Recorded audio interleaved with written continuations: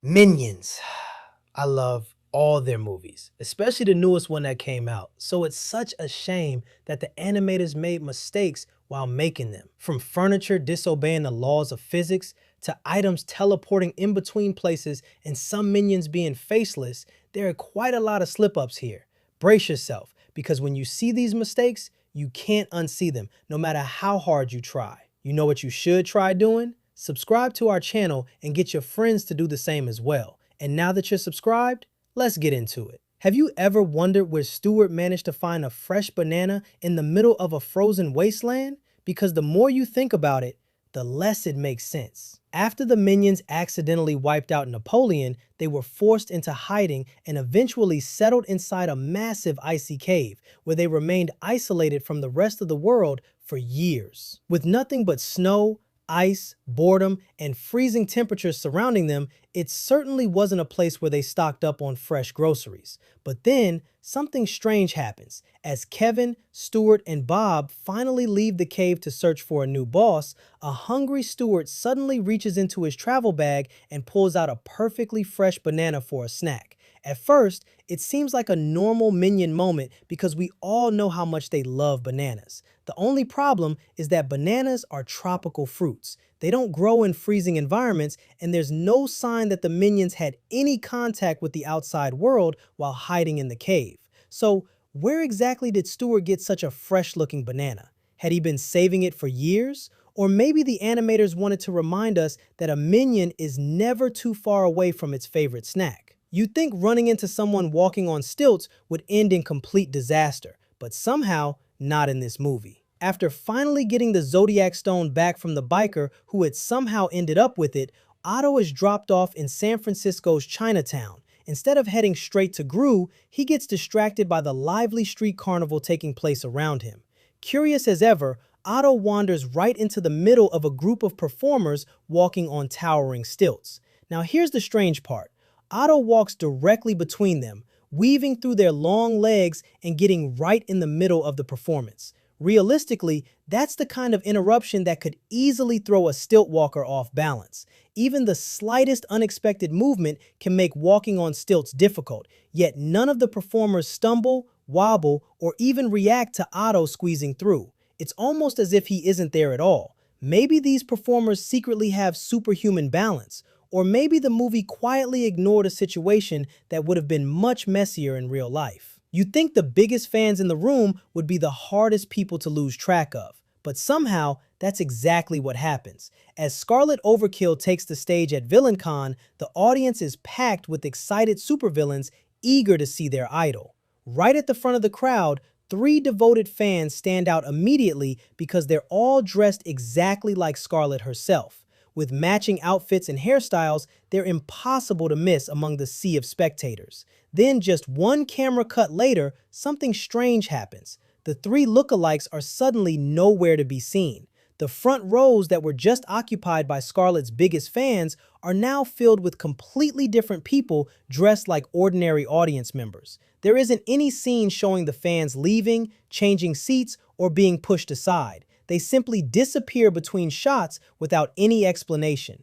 Maybe they rushed off to buy some villain merchandise during Scarlett's speech, or maybe this is another blink and you'll miss it continuity mistake hiding in the middle of VillainCon. Scarlet Overkill's recruitment challenge is supposed to be simple. Whoever manages to steal the jewel from her hand earns the chance to become her newest henchman. It's a dramatic moment that has every villain at VillainCon failing woefully. Bob unexpectedly succeeds, but in the process, he swallows the jewel by accident, even though the movie never actually shows how it happened.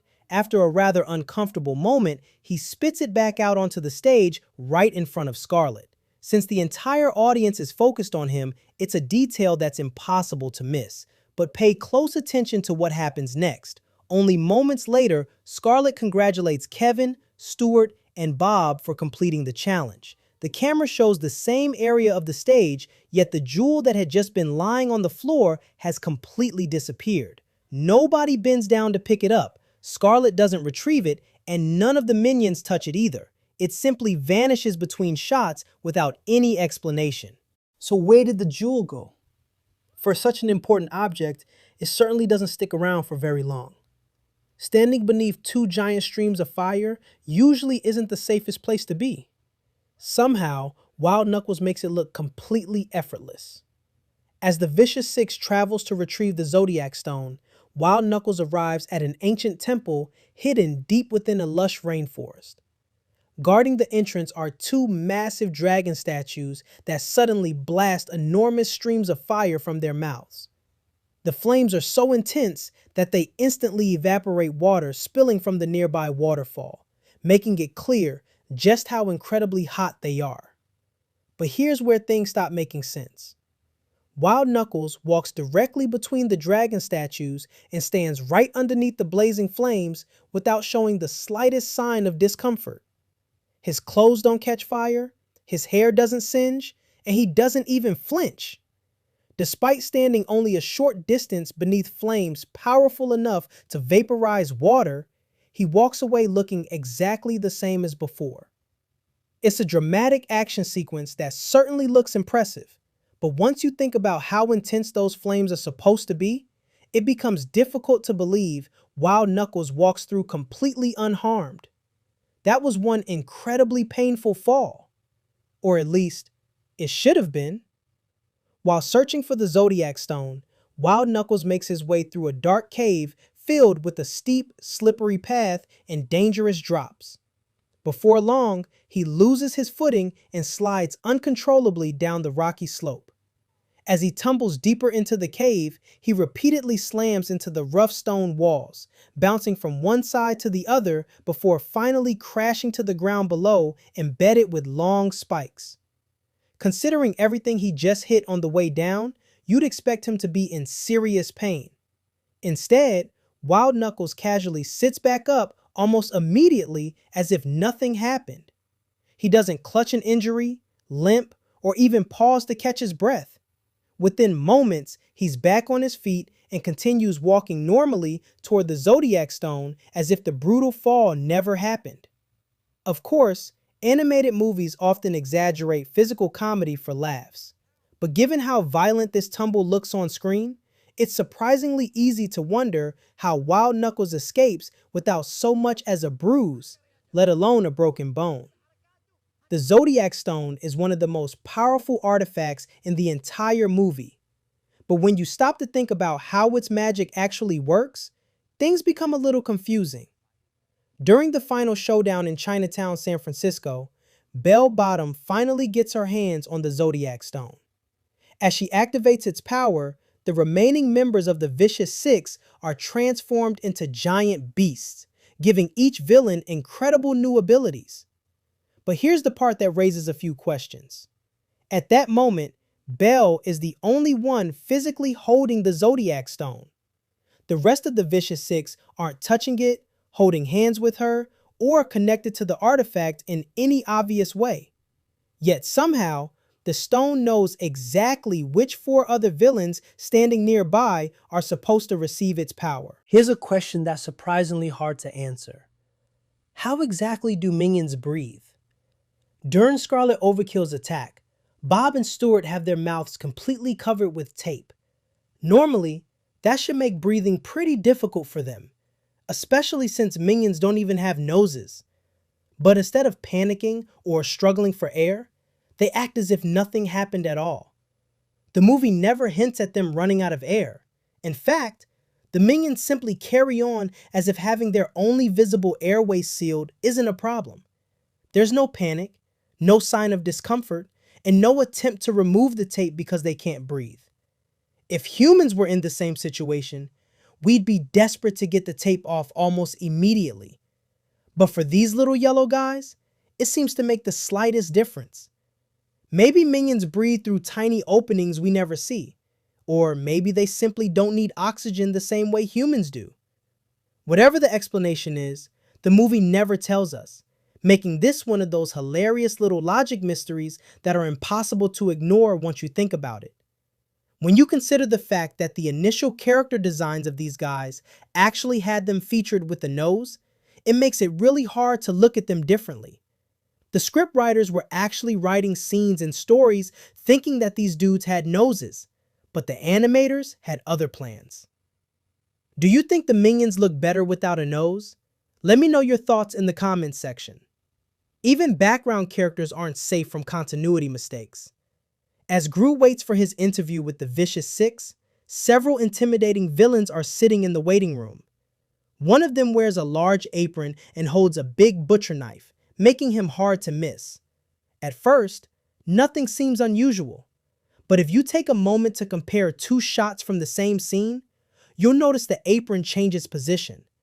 In one shot, it sits high on his chest, and in the next, it hangs much lower and even looks a bit wider, as if someone adjusted it between camera angles. What's strange is that the character never touches the apron or moves enough for it to shift that much. He stays seated the whole time, yet his outfit somehow changes all on its own. It's a tiny wardrobe inconsistency that most viewers would never spot during normal viewing. But once you compare the shots side by side, the difference is pretty hard to ignore. The minions have plenty of unusual abilities, but teleportation definitely isn't one of them.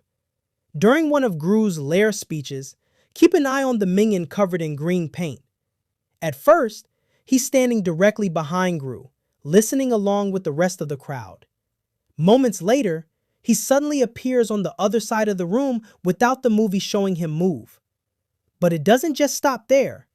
In the next shots, he somehow pops back behind Gru before appearing behind Otto instead.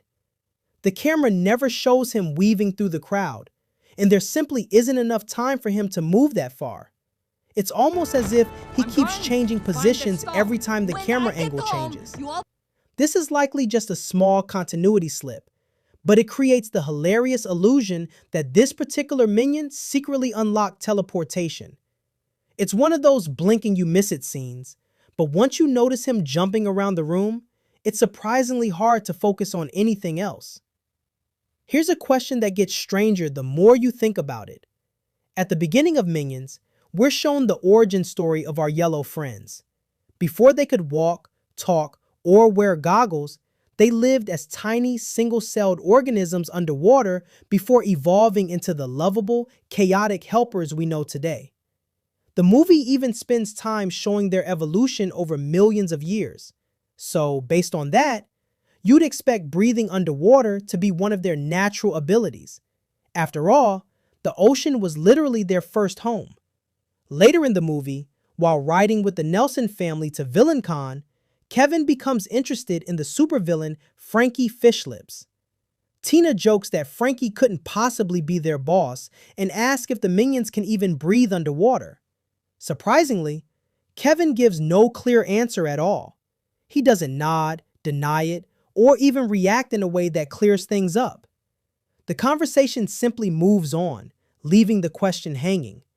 Considering where the minions originally came from, shouldn't swimming and breathing underwater be second nature to them?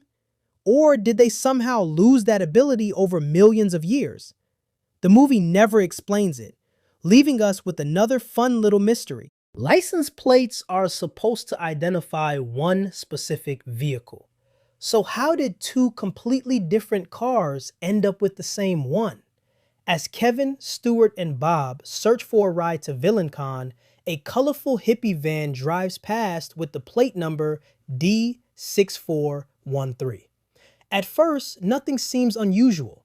It's just another vehicle passing by on the road. But only a few minutes later, an elderly woman drives by in a completely different green car, carrying the exact same plate number. Unless these two drivers secretly agreed to share a license plate, it looks like the number was accidentally reused during production. It's the kind of tiny background detail that flashes by in just a second or two, making it incredibly easy to miss unless you pause and compare both scenes side by side. The minions may all look alike, but one thing that's easy to recognize is their signature goggles. While Kevin, Stuart, and Bob travel to New York to find a new boss, their goggles have a golden color that matches the lighting throughout the journey.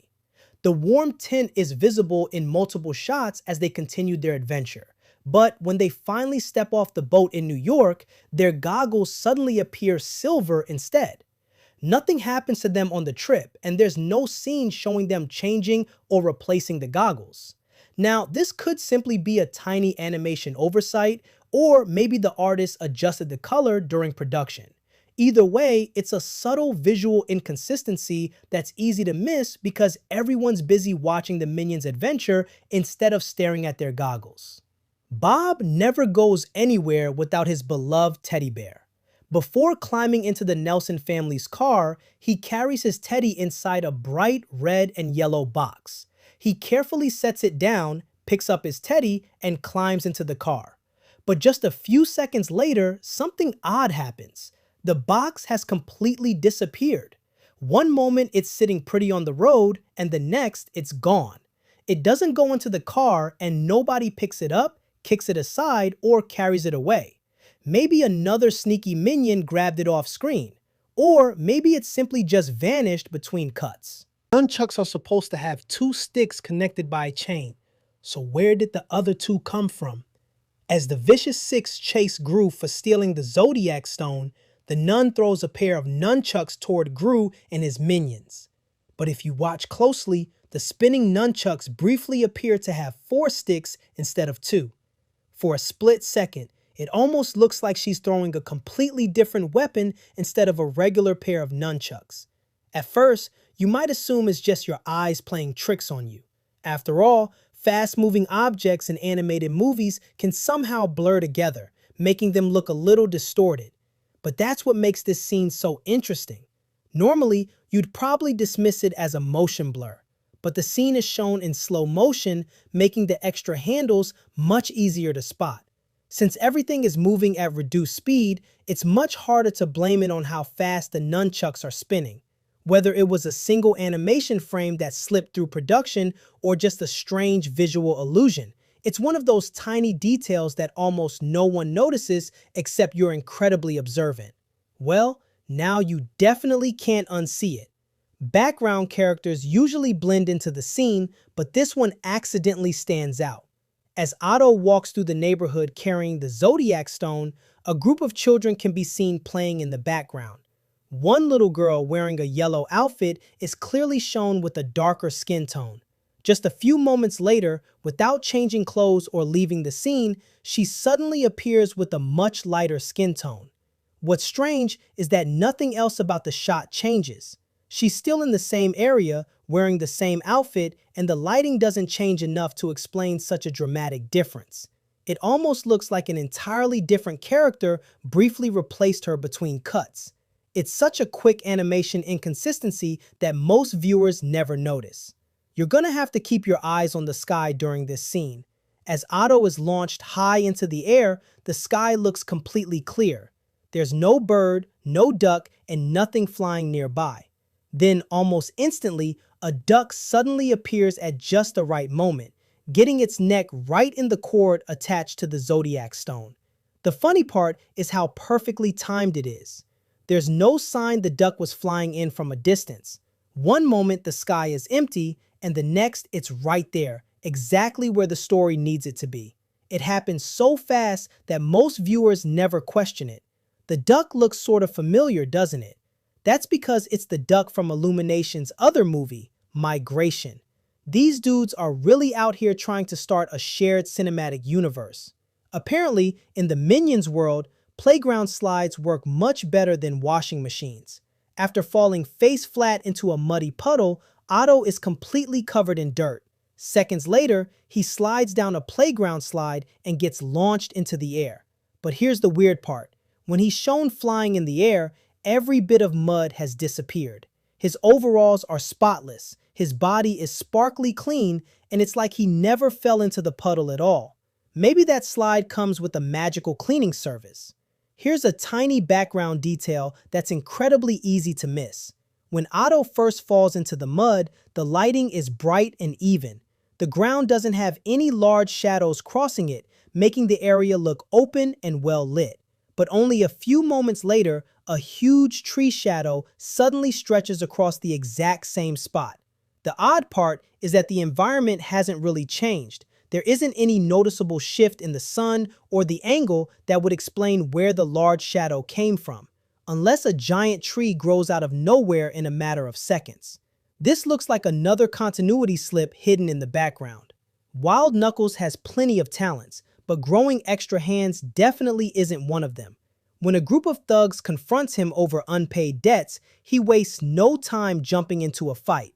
The punches fly so fast, it's almost impossible to keep track of everything happening on screen. 1 second he's dodging attacks, the next he's throwing punches in every direction, creating one of the fastest action scenes in the movie. But if you pause at just the right moment, the animation does something really strange. For a split second, Wild Knuckles appears to have 5 visible hands at once. 2 are grabbing the big guy's arms, 1 is slapping him across the face, another seems to be picking his nose, and somehow there's still 1 more hand visible. At full speed, your brain barely registers it because the scene moves by in the blink of an eye. But pause at just the right frame, and the extra limbs become surprisingly clear. It almost looks like several animation frames were blended together to exaggerate how fast he was moving. The effect definitely makes the fight feel more frantic and over the top, which was probably the intention. But if you happen to pause at the wrong, or rather the right moment, it stops looking like an action scene and starts looking like Wild Knuckles unlocked a secret superpower no one ever talks about. If you've ever covered your walls with posters of your favorite celebrities, you'll understand why this mistake feels so odd. When Bob walks into Gru's room after having a nightmare, a poster of the Vicious Six hangs proudly above Gru's bed. It makes perfect sense because Gru idolizes them and dreams of becoming one of the world's greatest villains. It's exactly the kind of poster you'd expect a young, aspiring supervillain to have on his wall. But just a few seconds later, the poster mysteriously disappears without anyone touching it. Kevin and Stuart enter the room shortly after, and it's still missing. No ripped paper, no fallen poster, and no sign that it was ever there in the first place. The room itself barely changes, which makes the missing poster stand out even more. Everything else around Gru's bed stays in place, yet one of the biggest decorations on the wall somehow vanishes as if it was never hanging there at all. Did Gru suddenly stop being a fan? Or did the poster simply vanish due to a small continuity error? Either way, once you notice it, you can't help wondering where it went. When the Nelson family's car arrives at VillainCon, a personalized license plate is displayed. It looks perfectly normal today, so it's easy to ignore. In fact, unless you're familiar with the history of license plates, you'd probably never question it. There's just one problem. Minions takes place in 1968, but personalized license plates weren't introduced in New York until years later.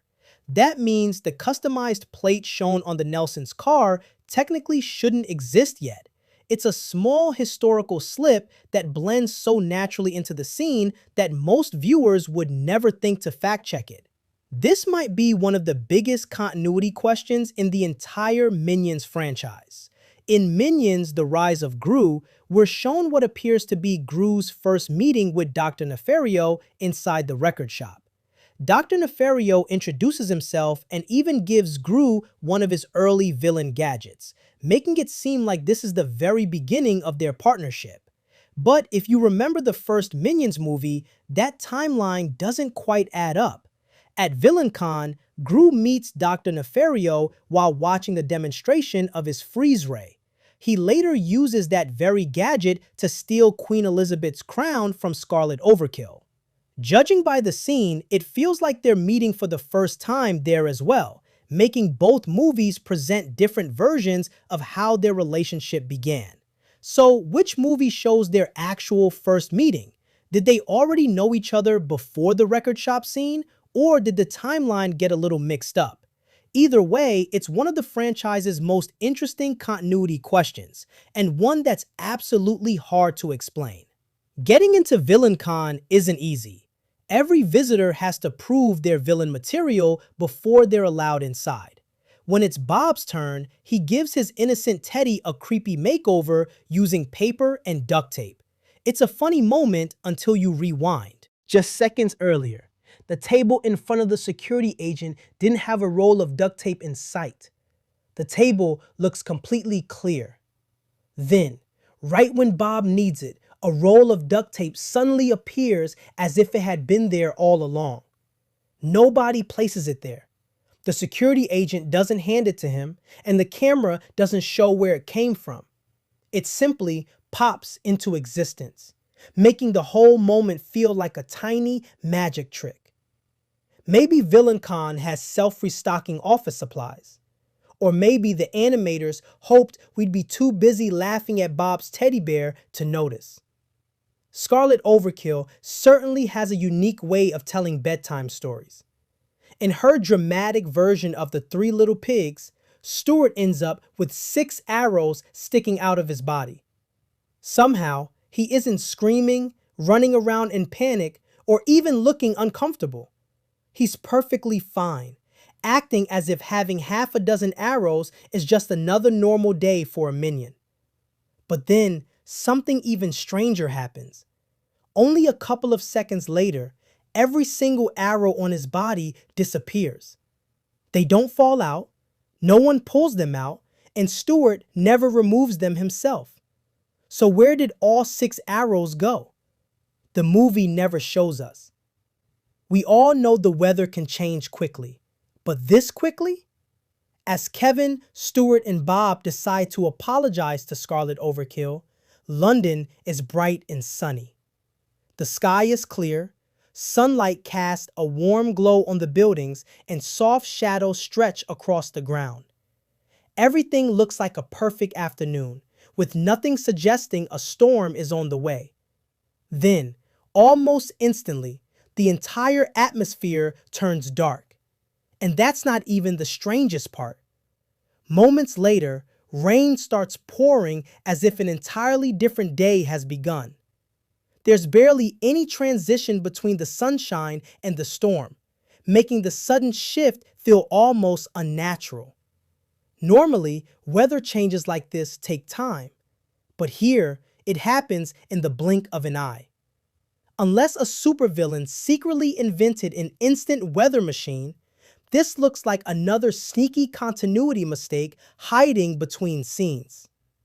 By the end of Minions, Kevin, Stuart, and Bob are rewarded by the Queen of England for their bravery. Naturally, Stuart celebrates in the most Stuart way possible, by smashing his guitar into pieces. The broken wood scatters across the floor, leaving quite a mess in front of everyone. But keep your eyes on the ground. Moments later, as Kevin steps forward to receive his reward, every piece of the smashed guitar has vanished. The floor is suddenly spotless, even though there wasn't enough time for anyone to clean it up. Nobody walks in to sweep the pieces away. The movie never shows anyone picking them up. They mysteriously disappear between shots without any explanation. Maybe Buckingham Palace has the fastest invisible cleaning crew in movie history. Or maybe the Queen keeps a few magical royal janitors on standby. There you have it, the dumbest mistakes ever in the Minion movies. Which mistake do you feel showed how sloppy the animators were? Let us know your thoughts in the comments section. And don't forget to hit the subscribe button so you don't miss out on any of our other videos.